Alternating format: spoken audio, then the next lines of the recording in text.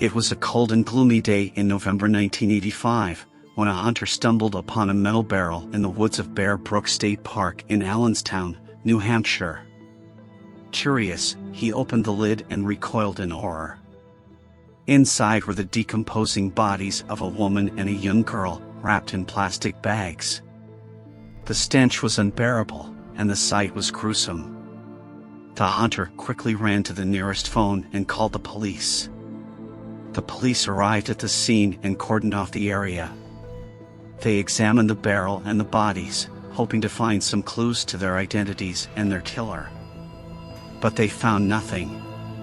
No fingerprints, no DNA, no clothing, no jewelry, no personal items.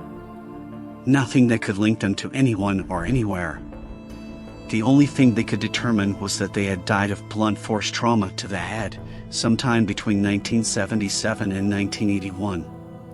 The police searched the surrounding area, looking for more evidence or more victims.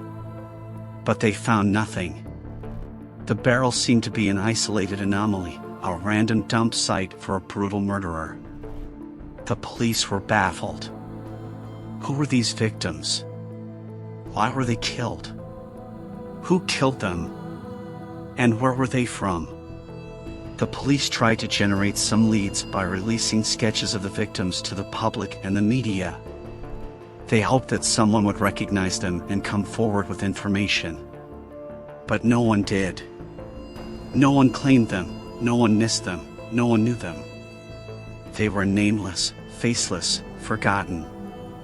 The police had no choice but to bury them in an unmarked grave, with a simple tombstone that read, "Here lies the mortal remains known only to God of a woman aged 23 to 33 and a girl child aged 8 to 10. Their slain bodies were found on November 10, 1985, in Bear Brook State Park. May their souls find peace in God's loving care." The case went cold, and the barrel faded from memory. But it was not the end.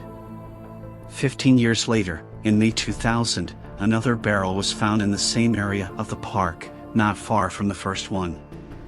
Inside were two more bodies of young girls, also wrapped in plastic bags. They had also died of blunt force trauma to the head, around the same time as the first two victims. The police were shocked and horrified. How could they have missed this barrel for so long? How could there be more victims? And how could they still have no clues? The police repeated their efforts to identify the victims and find their killer. They used more advanced forensic techniques, such as DNA testing and isotopic analysis, to try to determine their origins and relationships. They discovered that the woman and the oldest girl from the first barrel were related, most likely mother and daughter. They also discovered that the youngest girl from the second barrel was related to the killer, most likely his daughter. But they could not find any matches for their DNA in any database or genealogy service. The police also released new sketches of the victims, hoping that someone would recognize them after all these years. But again, no one did.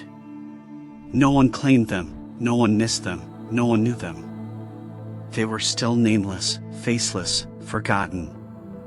The police had no choice but to bury them next to the first two victims, with another simple tombstone that read, "Here lies another two unknown girls aged 2 to 4 and 9 to 11 years old who were murdered along with their mother and sister by an unknown male who was also father of one of these girls." The case went cold again, and the barrels faded from memory again. But it was still not the end. 17 years later, in 2017, a breakthrough finally came. The killer was identified as Terry Petter Rasmussen, a serial murderer who had used many aliases and committed many crimes across several states. He had died in prison in 2010, while serving time for killing his wife in California in 2002. The police learned that Rasmussen had lived in New Hampshire in the late 1970s and early 1980s, under the name Robert Bob Evans. He had worked at a mill near Bear Brook State Park, where he had access to metal barrels.